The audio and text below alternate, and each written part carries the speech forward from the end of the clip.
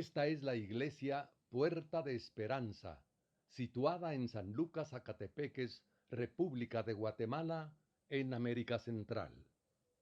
Para la gloria de Dios, nuestra congregación fundamenta su fe en Jesucristo y en las Santas Escrituras.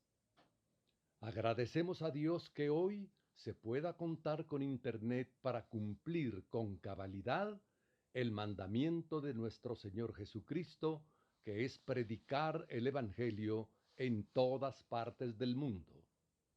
Con mucho agrado, ofrecemos hoy la prédica de nuestro pastor general, el licenciado Gustavo Adolfo Bonilla.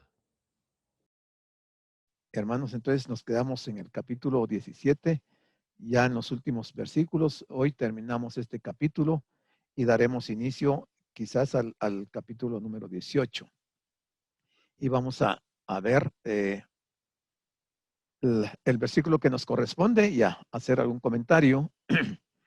Nos tocaba el versículo 13 del capítulo 17 y dice así: estos tienen un mismo propósito. Estos. La palabra estos se refiere a los 10 reyes del periodo de la gran tribulación que conformarán el gobierno de ese periodo. Esos 10 reyes representan los 10 dedos de los pies de la estatua de Nabucodonosor. Y también son los 10 cuernos que tiene la bestia. Y entonces dice aquí Juan que esos 10 reyes tienen un mismo propósito, o sea, un único propósito. Y es interesante esto porque en medio de lo que está ocurriendo o va a estar ocurriendo en ese periodo en todo el mundo, obviamente que estos reyes se han reunido, que son de 10 naciones diferentes, se han reunido con el único objetivo de rendir su autoridad a la bestia. Dice, entregarán su poder y su autoridad a la bestia.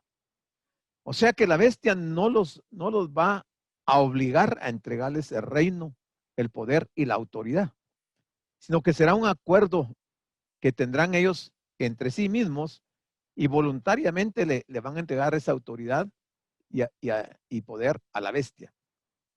Además de que va a reforzar el hecho de que los 10 reyes representados por los 10 cuernos reinarán de manera simultánea con la bestia.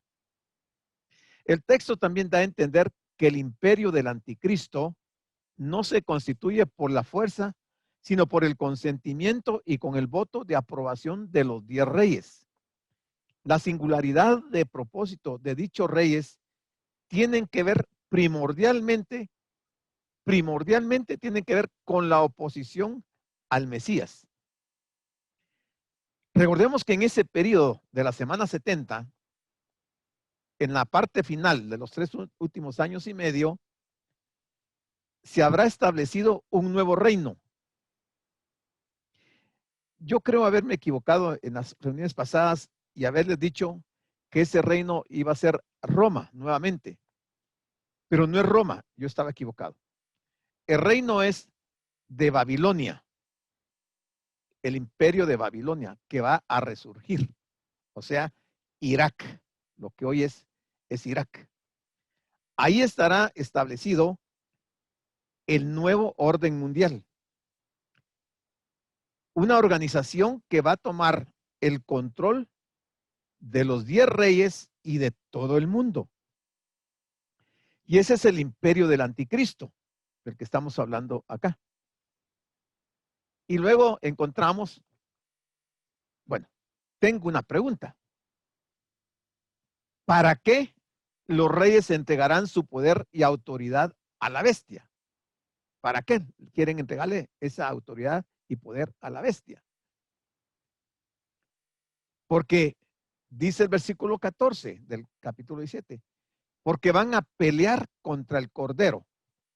O sea, van a hacer una alianza estratégica, según ellos, en la cual ellos creen que uniéndose junto con la bestia, van a poder derrotar al Mesías.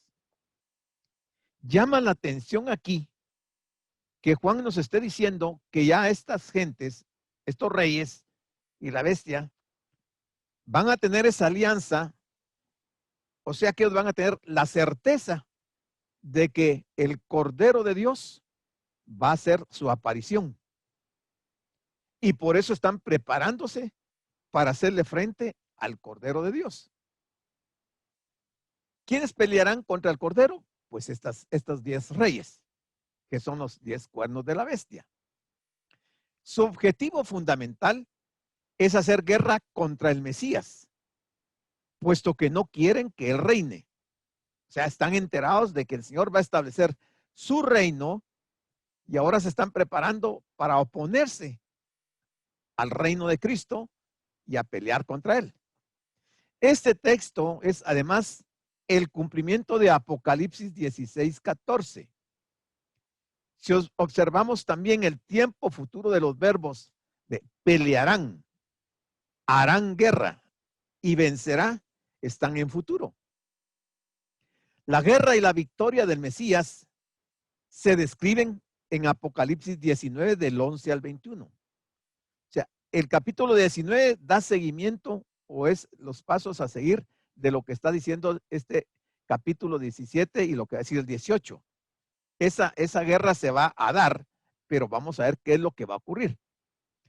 Particularmente los versículos 19 y 20, donde dice, y vi a la bestia, vi a los reyes de la tierra, vi a sus ejércitos reunidos para guerrear contra el que montaba el caballo y contra su ejército. Claramente lo está describiendo Juan aquí de cómo va a ser ese enfrentamiento en ese momento. Dice, y la bestia fue apresada y con ella el falso profeta que había hecho delante de ella las señales con las cuales había engañado a los que recibieron la marca de la bestia y que habían adorado su imagen. Estos dos, o sea, el anticristo y el falso profeta, dice ahí en el capítulo 19, fueron lanzados vivos dentro de un lago de fuego que arde con azufre. Ya aquí tenemos los resultados de lo que va a pasar en esa guerra, esa oposición, esa alianza que van a hacer estos reyes con la bestia en contra del Mesías, que esos dos líderes falsos, el anticristo y el falso profeta, van a ser derrotados y van a ser lanzados vivos, no van a morir, vivos los van a mandar al lago de fuego que arde con azufre. Y luego dice Juan en el versículo 14, que después de pelear contra el Cordero, dice, y el Cordero los vencerá. No hay la más mínima duda de quién va a ser el ganador. El Cordero los vencerá. La majestuosa y gloriosa manifestación del Mesías, victorioso al frente de sus ejércitos, causará la derrota aplastante de la bestia y sus aliados. Yo puedo imaginar los momentos de confusión mundial que se darán en ese momento cuando todo el mundo que viva en ese periodo se entere que la bestia y el falso profeta fueron tomados vivos y lanzados al lago de fuego. O sea, se quedarán sin los líderes que habían tenido. ¿Y qué harán los reyes al ver que ya no cuentan con las personas en quien ellos habían puesto su confianza y que el Cordero los ha vencido? La bestia será vencida porque se ha enfrentado a aquel a quien todos los demás a la postre tendrán que someterse. Sigue diciendo Juan que el Cordero los vencerá porque él es Señor de señores y Rey de reyes. Hablando del Mesías. Porque él es el Señor de señores y Rey de reyes. Esta frase es una solemne declaración de la deidad y de la soberanía de Cristo. Cuando reine sobre la tierra, el Mesías exhibirá toda la gloria de sus atributos y será adorado como Rey de Reyes y Señor de Señores. Habrá un cambio radical en el mundo porque todos los adoradores de la bestia se verán sin sus líderes y tendrán que adorar al Rey de Reyes y Señor de Señores. Tendrán que doblar sus rodillas delante de él, aunque no quieran. Tendrán que postrarse delante de él porque no van a poder resistir la autoridad de Jesús. Dice que los que están con él, con el Señor, con el Rey de Reyes, son llamados y elegidos fieles. Mire, tres aspectos interesantes. Llamados, elegidos y fieles. No se dice nada al respecto a la función específica de los que acompañan al Señor. La referencia, sin embargo, parece ser a santos y no a ángeles. Son personas a quienes Dios ha llamado con llamamiento eficaz y ha escogido para su gloria. Los tales se han caracterizado por su fidelidad al Señor y por lo tanto recibirán su galardón en la presencia de Dios. Y ahí podemos ir y consultar lo que dice Apocalipsis 2:10, hablando de galardones. Bueno, siguiendo con el relato que Juan nos está mencionando en este libro, en los versículos 15 y 16, dice Juan, y me dijo también, ¿quién? El ángel. Las aguas que has visto donde la ramera se sienta, esto ya lo habíamos visto al principio de este capítulo, y aquí lo que el ángel está diciendo a Juan es, le está revelando, le está dando la revelación de las figuras que Juan había recibido, sobre las cuales la bestia que estaba sobre el dragón estaba sobre ellas, sobre las aguas. Y entonces aquí le va a declarar que las aguas que has visto donde la ramera se sienta son pueblos, muchedumbres, naciones y lenguas. Ahí está clara la revelación. Las aguas son pueblos, son naciones, son lenguas, son multitudes. No son aguas literales, son personas sobre las cuales la ramera está sentada en ese periodo. Y dice, y le declara también y le revela que los 10 cuernos que Juan ha visto que tiene la bestia, esos 10 cuernos, dice, aborrecerán a la ramera. Aquí hay un giro de 180 grados en relación a la actitud de los reyes que estaban apoyando a la gran ramera. Y ahora dice que estos 10 cuernos, o sea, los 10 reyes, van a aborrecer a la ramera. Tiene que haber una razón de peso para que los 10 reyes, o sea, los 10 personajes de ese periodo, se pongan en contra de la ramera, o sea, en contra de Babilonia. Algo tiene que pasar en el ínterin para que ellos se rebelen en contra de ella.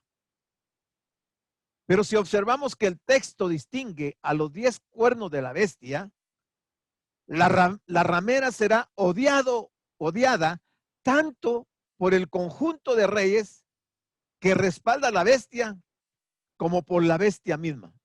Hasta aquí llegará la autoridad de Babilonia. Y como recordemos que el capítulo 17 y el 18 están tratando de la destrucción de Babilonia. Pues aquí empieza la destrucción de la Babilonia. O sea, estos 10 reyes y la bestia misma se van a poner en contra de este organismo del nuevo orden mundial y dice que la van a odiar. El versículo no dice la causa del odio hacia la ramera, pero tal vez se debe al hecho de que la influencia de Babilonia constituye o va a constituir en ese periodo una amenaza contra el poderío de la bestia. Habrá una lucha de poder entre la bestia y los 10 reyes y Babilonia. Y obviamente la destrucción para Babilonia habrá llegado en este momento. Es probable que Babilonia se niegue a someterse a la autoridad del anticristo. Es probable.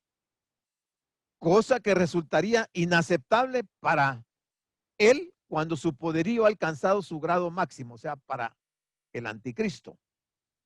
Es una cosa que va a ser inaceptable para el anticristo cuando él está desarrollando en su plenitud el poder que ha alcanzado en ese momento, teniendo de su lado, de parte del anticristo, a los 10 reyes, los 10 cuernos. Además, sugiere el hecho de que la ramera ejerce una influencia universal. La ramera controla el estilo de vida de las mezclas de los pueblos del mundo a través de la sumisión voluntaria de dichos pueblos a ella. Se recuerdan que en un momento toda la gente va a decir, ¿quién como la bestia? ¿Va? Y se van a someter para adorarla y van a entregar su voluntad y van a obedecer ciegamente a Babilonia. Pero dice que estos 10 cuernos y la misma bestia, además de aborrecer a la ramera, a Babilonia, la van a dejar desolada y desnuda. Esta es prácticamente la desaparición de Babilonia, la Babilonia literal. La van a dejar desolada y desnuda. Los vocablos desolada y desnuda describen los daños causados a la ramera. El niño. Babilonia será desnudada y hecha un desierto. Es decir, será vaciada de sus tesoros. En segundo lugar, la bestia y los 10 reyes arrasarán por completo a Babilonia. Recordemos que Irak, el día de hoy, es uno de los países con mayores pozos petroleros. Y entonces dice que la van a desolar, la van a desnudar y la van a dejar desierta. O sea, ¿qué es lo que va a pasar con Babilonia para que quede en estas condiciones? ¿Qué cosas se van a dar, van a suceder en ese periodo para que Babilonia quede desierta, que quede sin vida? Las personas que estén ahí van a morir. Dice que también la van a devorar, devorarán sus carnes y la quemarán con fuego. Tendrá que ser un incendio de grandes proporciones y magnitudes para que Irak desaparezca, porque la van a devorar. Los 10 reyes, o sea, se van a volcar todos con sus ejércitos en contra de Babilonia y la van a quemar con fuego. Probablemente van a disparar una serie de misiles que la van a hacer arder literalmente y la van a desaparecer. Es decir, la gran ciudad será destruida hasta el punto de no quedar nada que recuerde su existencia. Será borrada literalmente del mapa. La bestia que en un principio parecía estar controlada por la mujer, o sea, Babilonia, a la postre se convierte en el instrumento de su destrucción. Así paga el diablo. Así paga Satanás al que bien le sirve. Mire, finalmente la va a destruir. El texto presenta un destacado contraste en la vida de la ramera. Porque habíamos leído en Apocalipsis 17:4 que esta gran ramera aparecía vestida con ropas y joyas lujosas. En 17:16 se halla ya desnuda y desolada. En 17:3 nos decía Juan que la mujer cabalgaba cómodamente sobre la bestia en aparente control de ella. Pero finalmente en 17:16 es destruida por completo. Y es que recordemos, hermanos, que la palabra de Dios no cae en el vacío. La palabra de Dios no regresa vacía. Cumple sus propósitos para los cuales Dios envía su palabra. Dios prometió que Babilonia sería destruida y que desaparecería del concierto de los reinos del mundo, y así será indefectiblemente. O sea, no hay forma de que Babilonia vaya a escapar. No hay ninguna sola noticia o profecía o indicios de que Babilonia pueda escapar. No va a escapar. Será destruida, la van a arrasar totalmente. Podemos preguntarnos, ¿por qué va a suceder esto de que van a devorar sus carnes, la van a quemar con fuego, va a quedar desolada, desnuda? ¿Por qué la van a aborrecer? ¿Por qué? Bueno, Juan lo contesta. Porque Dios, oiga, porque Dios ha puesto en sus corazones el ejecutar lo que Él quiso. ¿En los corazones de quién? En los corazones de los 10 reyes, de los 10 cuernos. Porque Dios ha puesto en sus corazones el ejecutar lo que Él quiso. Nada ocurre en el mundo que no sea bajo la soberanía de Dios. Todos los acontecimientos que pasan en todas partes del mundo es porque Dios tiene el control de todo el universo. No suceden las cosas por casualidad o porque el hombre así los quiera. Entonces dice, porque Dios ha puesto en sus corazones a ejecutar lo que Él quiso. ¿Y qué quiso Dios que hicieran los reyes? ¿Qué es lo que Dios quiso que hicieran los reyes? Bueno, aquí está la respuesta. Que los reyes se pusieran de acuerdo y dar su reino a la bestia. La bestia cree que tiene los hilos del control bajo sus manos y su poder. Y la bestia no se da cuenta que es Dios quien está moviendo los hilos de todo lo que está aconteciendo. Dios quiso que ellos se pusieran de acuerdo y que dieran su reino a la bestia. ¿Hasta cuándo deben de suceder estas cosas de ponerse de acuerdo? ¿Hasta cuándo? Hasta que se cumplan las palabras de Dios. Hasta que se cumplan las palabras de Dios. Así es que esta es una decisión del cielo, de Dios mismo, en los tiempos finales del periodo de la gran tribulación. Y aunque la bestia y sus socios son los instrumentos que llevan a cabo la destrucción de la ramera, estos actúan en conformidad con el plan soberano de Dios. Miren, la gente no puede disponer qué hacer. Los reyes, los imperios tampoco. Todo es manejado por Dios. El Dios Todopoderoso gobierna la historia de principio a fin. El Dios Todopoderoso gobierna la historia de principio a fin. Su soberanía es evidente en los cambios políticos de las naciones. Eso lo podemos ver en Daniel 2:21 y en el 4:17. En el último análisis, los poderes del mal sirven a los propósitos de Dios. Dios controla y maneja el poder del mal también. Y todo sirve para que se cumplan los propósitos de Dios. De manera que inconsciente, la bestia y los 10 reyes son instrumentos ejecutores de la voluntad de Dios. Hermanos, miren el Dios tan grande que tenemos. Nada está fuera de su control. Uno creería que la pandemia que estamos sufriendo es producto de los chinos, producto de los científicos, producto de 1000 cosas. Todo está bajo la voluntad de Dios y Dios está manejando aún a los demonios para que las cosas malas que sucedan cumplan con el propósito que Él tiene. Yo pensaba, hermanos, que hoy en la mañana reflexionaba que en el tiempo del ministerio del Señor, en aquellos años, la lepra era una enfermedad terrible. Los leprosos tenían que salir de la ciudad y ser confinados a un lugar aislado. Y cuando los leprosos caminaban o iban a caminar en medio de donde habían personas, tenían una campanita que la hacían sonar y decían, soy leproso, soy leproso.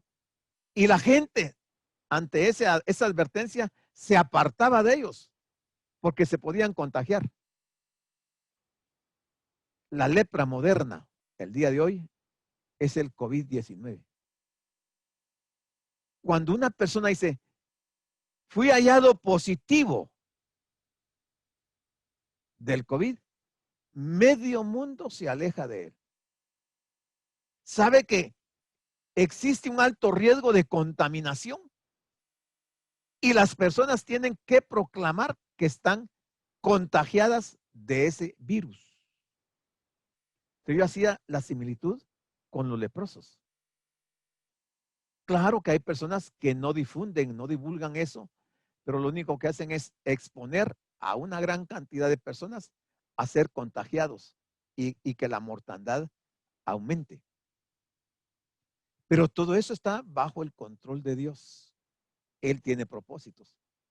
Por alguna razón que nosotros quizás no entendemos el día de hoy, el Señor ha permitido esta enfermedad. Y ya han muerto miles de personas. Y saber cuántos miles más van a morir. Pero hay un propósito de Dios. Es por la voluntad soberana de Dios que los 10 reyes entregan su autoridad a la bestia y se comprometen a hacer su voluntad. En el pasado, Dios usó a Babilonia para castigar a la nación de Israel. ¿Se recuerdan? El imperio babilónico que al frente estaba Nabucodonosor, le sirvió a Dios para castigar a la nación de Israel. ¿Por qué castigó a la nación de Israel?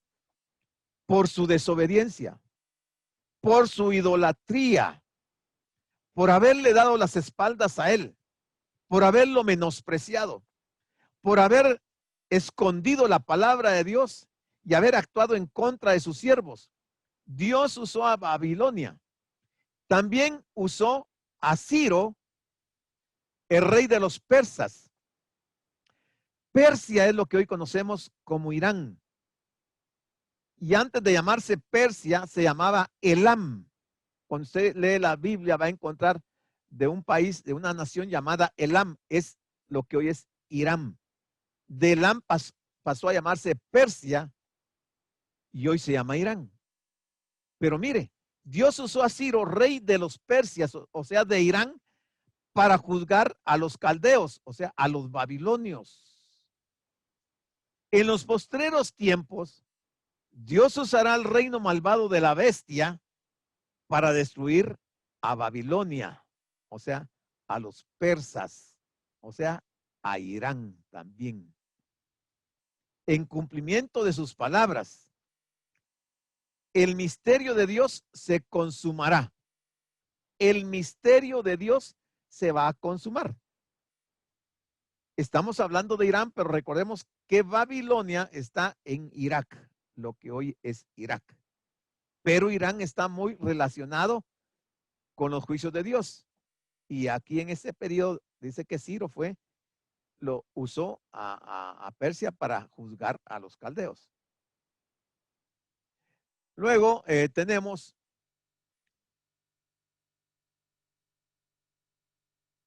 Ian, tal vez si no mandes mensajes porque me bloquean la pantalla. Entonces, el versículo 18 dice, y la mujer que has visto, aquí está la revelación, y la mujer que has visto, que es la que va sobre el dragón, le revela el ángel a Juan, que es la gran ciudad que reina, Irak. la gran ciudad que reina, el octavo imperio, y que reina sobre los reyes de la tierra. Babilonia, reinando sobre los reyes de la tierra. Pero aquí el ángel está revelando a Juan que esa mujer es alguien que en ese momento no lo sabían. Si bien es cierto que los cristianos de los primeros siglos entendieron que la mujer simbolizaba a la ciudad de Roma, la realidad es que el Apocalipsis deja bien claro que se trata de la Babilonia escatológica. O sea, esa mujer es Babilonia. Entonces, con esta revelación, la gente que antes pensaba que se estaba hablando de Roma, tiene que entender que, según Apocalipsis 17:18, esa mujer no es Roma, sino que es la Babilonia escatológica. Muy bien, aquí llegamos al final del capítulo número 17. Esta es una imagen de más o menos de cómo se va a ver Babilonia ya incendiada, ahí está ardiendo en fuego. Entonces vamos a entrar de una vez al capítulo número 18 para avanzar un poco. Y siempre en el capítulo 18, al igual que 17, se trata de la caída de Babilonia. Mientras que el capítulo anterior, o sea, el 17, describió a Babilonia como la gran prostituta, este capítulo la describe en términos de su caída económica. Babilonia no está confinada a la ciudad a orillas del Éufrates o a Roma como capital del Imperio Romano. Al contrario, Babilonia será la capital de todo el mundo en ese periodo. Babilonia será la capital de todo el mundo, el centro del reino universal de las tinieblas, el octavo imperio va a ser Babilonia. Es un símbolo de todo el mundo hostil a Dios y a su Cristo. Y este mundo que se ha enfrentado a Dios como enemigo suyo, ahora se enfrenta al castigo de su colapso económico total. Si ahorita hay una crisis económica a nivel mundial, lo que viene no se puede comparar con lo que hoy estamos viviendo. Apocalipsis 18 es una profecía tocante a la destrucción de una Babilonia literal que estará presente en los postreros días junto al río Éufrates, es decir, en el mismo sitio donde existió la Babilonia de Nabucodonosor. Es el mismo lugar, es Irak. Entonces dice el versículo 1 del capítulo 18, después de esto, o sea, de lo que relató Juan en el capítulo 17, Juan ve a otro ángel, no al mismo ángel.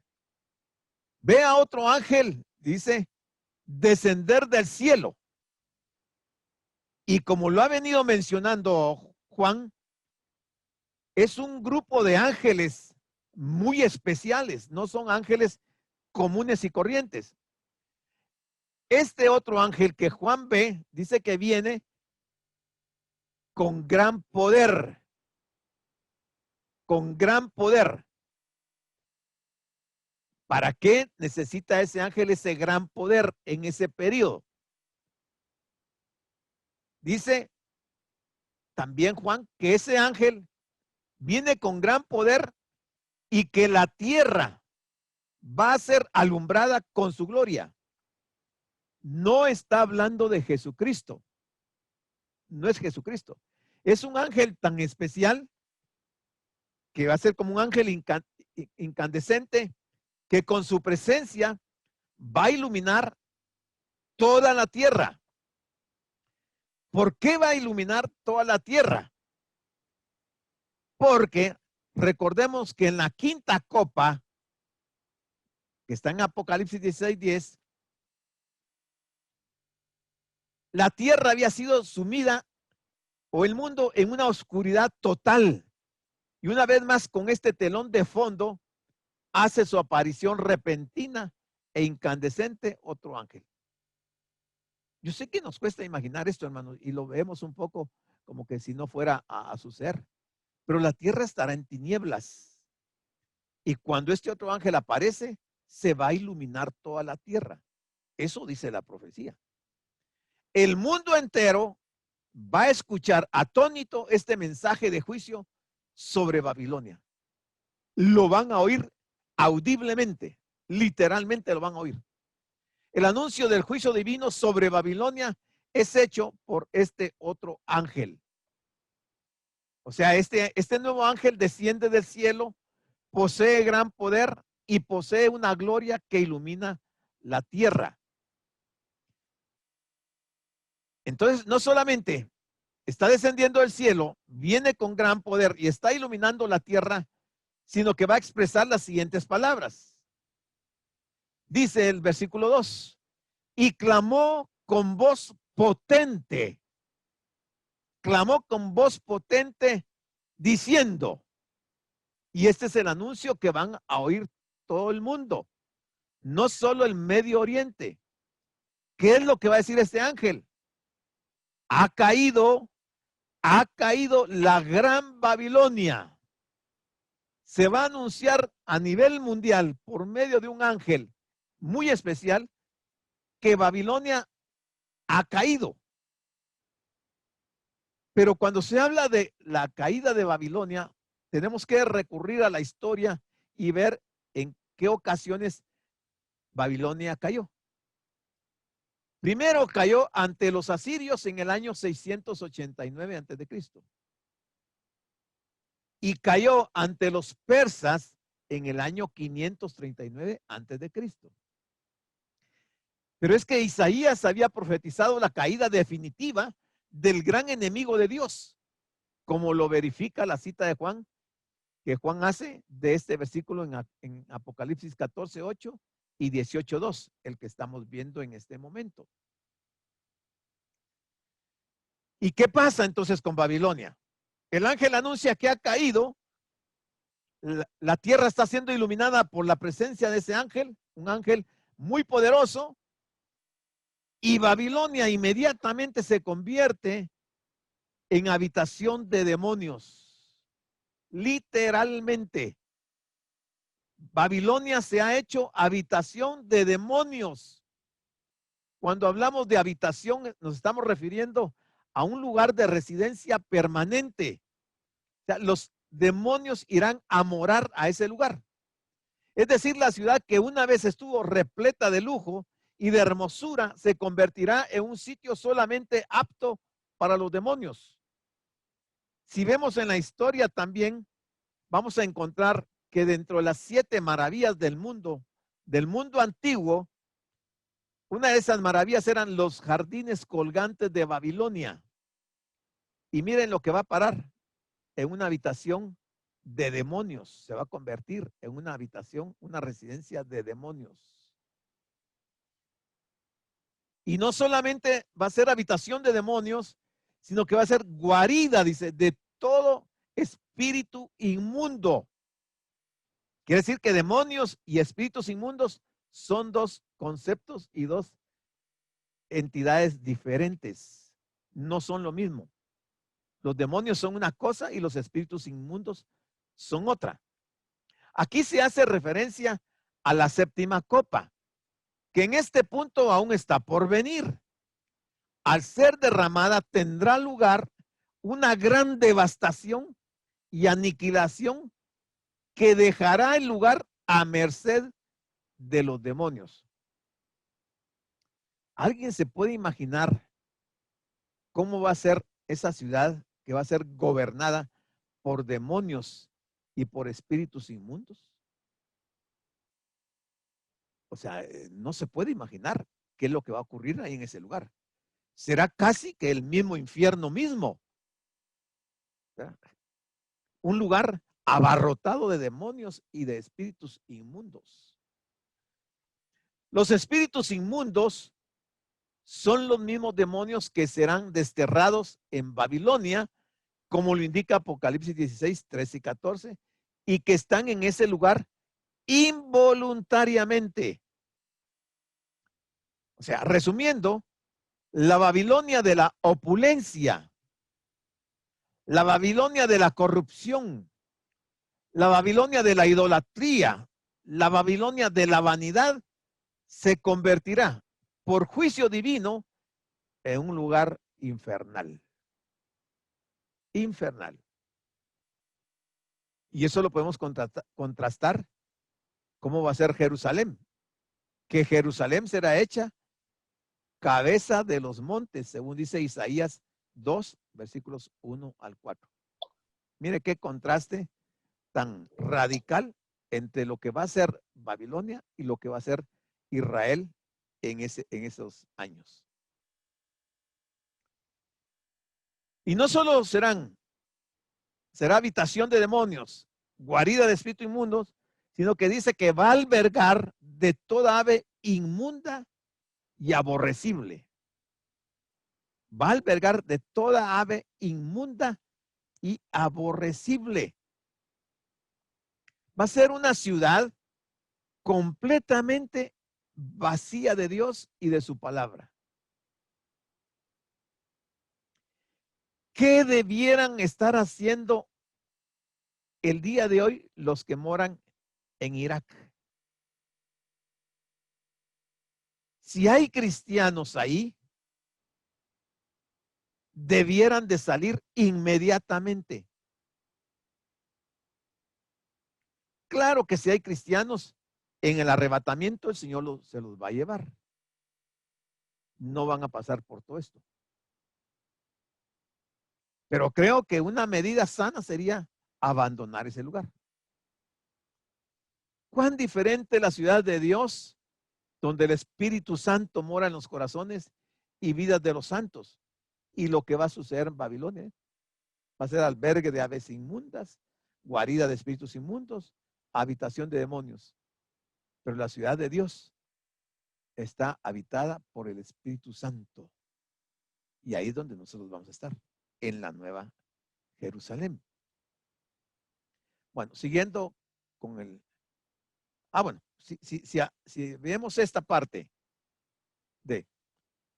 para unirlo, el versículo 2. Y clamó con voz potente diciendo, ha caído la gran Babilonia y se ha hecho habitación de demonios y guarida de todo espíritu inmundo y albergue de toda ave inmunda. ¿Por qué? Podría ser la pregunta. ¿Por qué? Bueno, el versículo 3 lo responde. Porque todas las naciones, todas, no dice algunas, todas las naciones han bebido del vino del furor de su fornicación. ¿El vino de quién? De la gran ramera, de la Babilonia. Todas las naciones, dice, han bebido del vino del furor de su fornicación. ¿A qué se refiere ese vino del furor de su fornicación? Se está refiriendo a la idolatría. La idolatría, la hechicería, el ocultismo. O sea, las gentes de todas las naciones estarán profesando religiones y prácticas que ofenden gravemente a Dios. Ya vimos cómo se va a convertir Babilonia. Si vemos que la inmoralidad de Babilonia, tanto en lo ético como en lo religioso, va a influir con gran fuerza en las naciones de la tierra. Mire qué capacidad religiosa, política y ética tendrá Irak para influir con gran fuerza en todas las naciones de la tierra. Si yo me pongo a pensar qué religión profesan en Irak, ya sabemos qué religión va a influir con gran fuerza en las naciones de la tierra. El Islam. Porque eso es lo que dice, que la inmoralidad de Babilonia, tanto en lo ético como en lo religioso, influirá con gran fuerza en las naciones de la tierra. La contaminación de las naciones de la tierra con la inmoralidad de Babilonia será notoria y las consecuencias serán desastrosas. Van a ser desastrosas.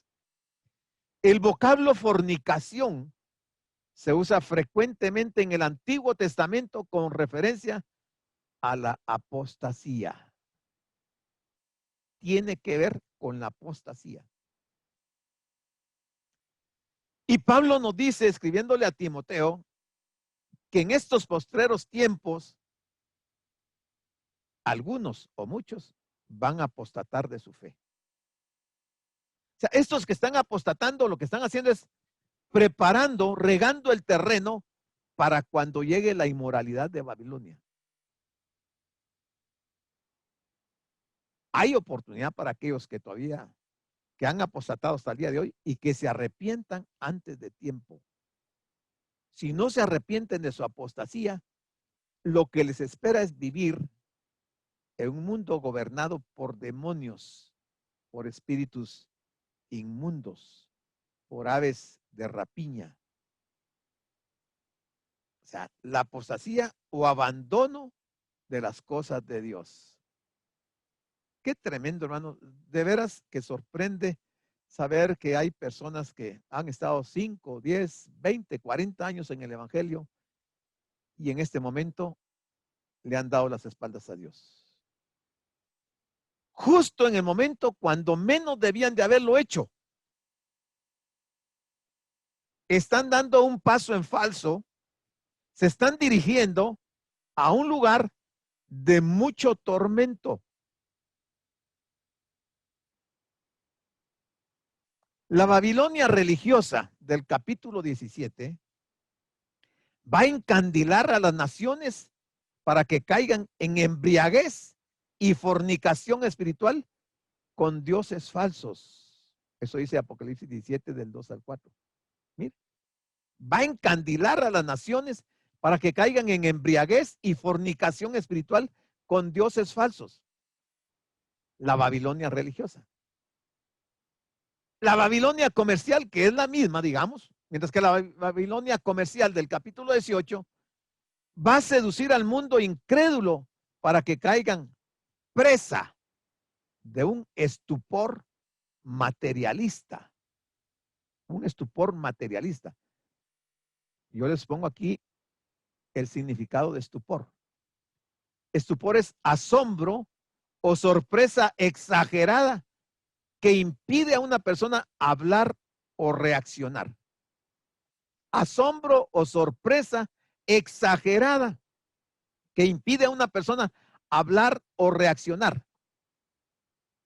Y van a caer en ese estupor materialista. Las personas del mundo se apasionarán con delirio por su relación con Babilonia. Yo creo que a estas alturas nosotros que estamos estudiando Apocalipsis y estamos viendo esto, creo que nadie tendría la triste idea o proyecto de irse a vivir a Irak, de irse ahí al Medio Oriente, cuando estamos a las puertas de acontecimientos catastróficos a nivel mundial. También dice, porque los reyes, o sea, primero, todo lo que menciona el versículo 2, ¿por qué se va a dar? Porque todas las naciones han bebido el vino de furor. Y también porque los reyes de la tierra han fornicado con ella. ¿Con quién? Con Babilonia. Los reyes, los 10 reyes, representantes de la autoridad del gobierno mundial del octavo imperio, van a fornicar con Babilonia. No con Estados Unidos, no con Rusia, no con la China comunista, no, va a ser con Babilonia. Hoy se habla mucho del imperio de los chinos y los avances tecnológicos y armamentistas que han desarrollado, pero no van a ser ellos el octavo imperio. El imperio va a ser Babilonia. Y todos los reyes van a fornicar. ¿De esto? O sea, van a dedicarse, bueno, van a apostatar y van a dedicarse a las religiones falsas, a los dioses falsos. También porque los mercaderes de la tierra, o sea, los grandes comerciantes, dice, los mercaderes de la tierra se han enriquecido de la potencia de sus deleites. ¿En dónde? En Babilonia. O sea, va a haber un tráfico comercial, quizás marítimo, con Babilonia, con Irak, cual nunca lo ha habido. Porque dicen, los mercaderes de la tierra se han enriquecido de la potencia de sus deleites. Aquí podemos ver también que los líderes políticos y los comerciantes se dejarán arrastrar por ese sistema mundial de comercio y materialismo. Como un tsunami los va a arrastrar a toda la clase política y comerciantes a ese sistema mundial de comercio. Hoy nuestros comerciantes quieren tener buenos negocios, andan buscando buenos clientes. Bueno, en ese periodo van a ver, y el mejor cliente va a ser Babilonia. Se pelearán por venderle productos y comprarle productos a Babilonia. Van a ser arrastrados a ese sistema mundial de comercio y materialismo. Evidentemente, la capacidad atractiva de la Babilonia de los postreros días será enorme. Eso sí, está clarísimo en esta parte de la Biblia. La ciudad se habrá autopromovido mediante la implantación de una fe incuestionable en sus supuestas inagotables fuentes de riqueza, petróleo y muchos productos de Irak. Disuadiendo, dice, disuadiendo de esa manera a los hombres de sentir una necesidad profunda de Dios. Van a ser vacunados contra Dios. Van a sentir una necesidad profunda de no tener a Dios en sus noticias. Van a disuadir. Babilonia hará uso de sus cualidades como la gran ramera. Recuérdense que las rameras tienen su estrategia para atraer a las personas. Babilonia hará uso de sus cualidades como la gran ramera para atraer y engañar a los reyes de la tierra. Utilizará además sus riquezas, su lujo como instrumentos para atraer a los reyes de la tierra. Bueno, ya me tocaron la campana. Llegamos al tiempo. Vamos a quedarnos aquí hasta el versículo 3 de Apocalipsis 18. Seguimos la siguiente semana. Si alguien quiere aportar algo, hacer un comentario o hacer alguna pregunta, pues habilita su micrófono y hace uso de él. El tiempo es para ustedes.